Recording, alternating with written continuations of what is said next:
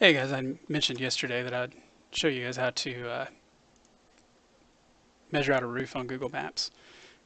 I found a decently clear photo and a small enough house here in Cleveland to start with. So I went to Google Maps, google.com, and clicked on Maps, and then I hit Control V to paste in the address, and it came up to this one. So the first thing I'm going to do is put my mouse pointer in this corner. I'm going to right click. I'm going to click Measure Distance, and then I'm going to find the other corner, left click, find the corner, left click, all the way around. The closer you can get to the corner, the better, the more accurate it's going to be. But in general, as long as you're in the right area, you're going to get a pretty decent result. Now, it's worth noting that this house actually has two smaller gables that you can only see from the street view. I'm going to ignore those for right now.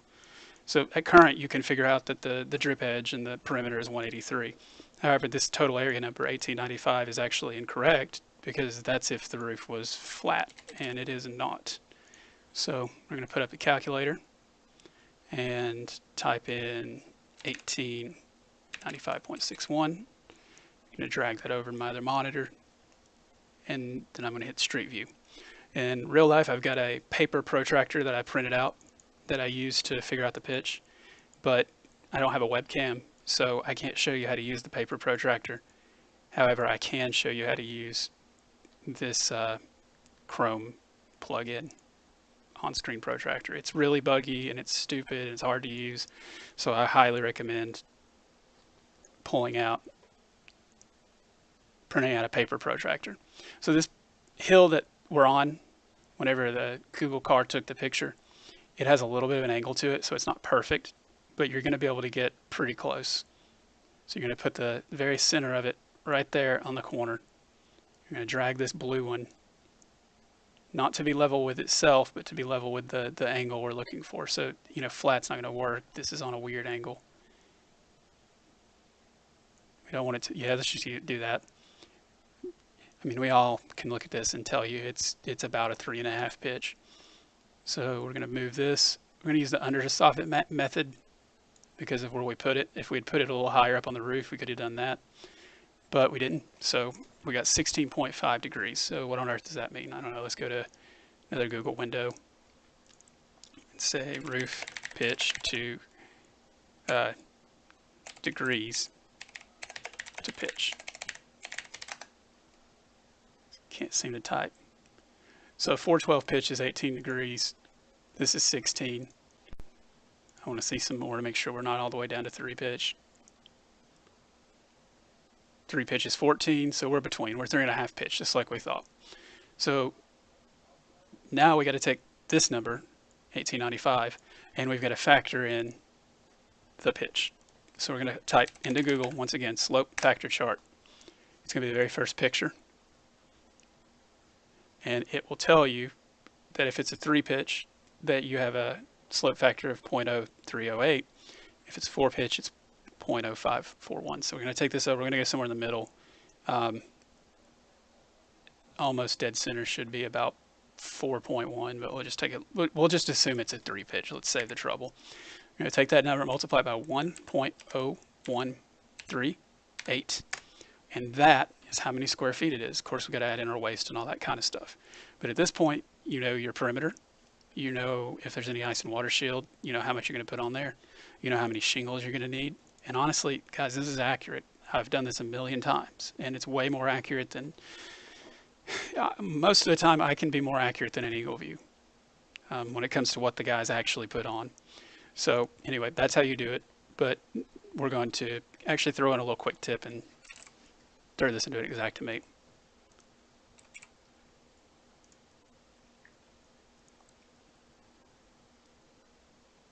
It's real simple. It'll actually do all that math for you because you can use the flat number. You don't have to use the slope factor chart or any of that kind of stuff.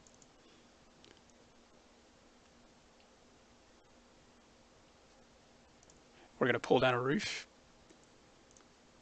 throw it right here. I remember it was 60 feet long. You can type it. I find it to be a little bit buggy, but you can. And then go back over to the satellite imagery and figure out the footprint of the gable side. So I'm going to click there, right click there, measure distance, left click. If it was flat, it would be 31.37 feet. So we're going to go back over here. You've got two measurements in Xactimate. Here shows it with the pitch and one next to the angle, and here shows it without the pitch. And then that shows both ends together. So we're going to take this, drag it down, head up to 31 feet. And I know it was a little more than that, but we're just going to call it that. And then change the pitch over here in properties to 3.5. And then now you got it. All you got to do is go into your estimate items and start adding in line items. Another really good thing, if you use Xactimate,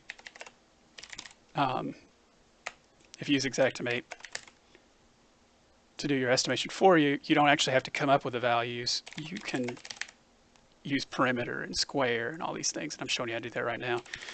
I know a lot of you guys probably use macros. I do not use macros, in my opinion. Macros are for adjusters, and typing everything in, one at a time is for contractors and public adjusters. We want this to be accurate, and we don't want to forget anything. And the only way to actually absolutely not forget stuff is to type it in. Like for instance, the easy thing to miss here is it's less than a 4 pitch. I think I got a note already saved for that. If it's less than a 4 pitch, then you're going to need 2 layers of felt. It says right here, and in the International Residential Building Code, Chapter 9, Section 5, Subsection 2, Subsection 7, if the roof is between 2 and 4 pitch, so if it's 4 exactly, you still need to do that, then you need to have 2 layers of felt. It goes in to tell you how to do that.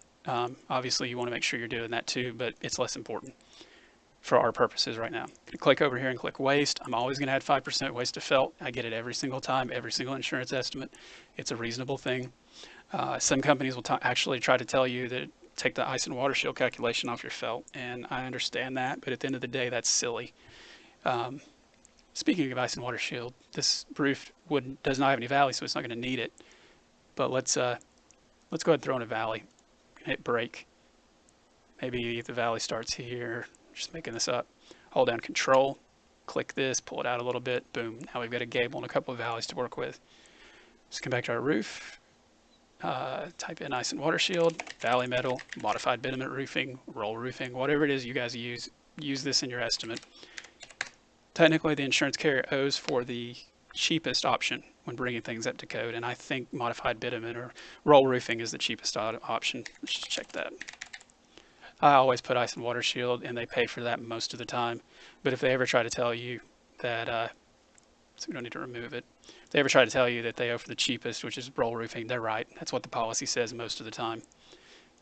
If we had 1,969 square feet, yeah, it's ice and water shield is significantly more expensive. So we do valley times 3 here to figure out, exactly what's their valley. Asterisk 3, wrong one. Valley asterisk 3. That's the exact square footage. I don't think that'll work if we use this, if we try to use it here, but let's try it. Yeah, it gives you the squares instead of the square feet, so you really can't use that, but you can turn it into what, 1.069 squares. And again, you'll see there's a little price difference.